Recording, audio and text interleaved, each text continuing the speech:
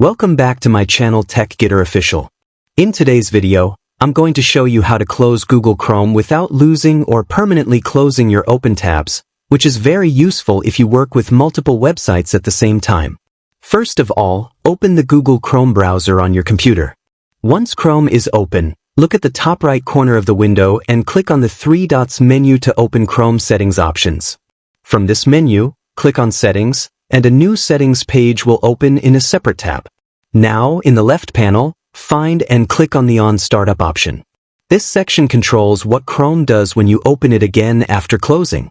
Here, you will see three options. The first one is Open the New Tab page, the second option is Continue where you left off, and the third option is Open a specific set of pages.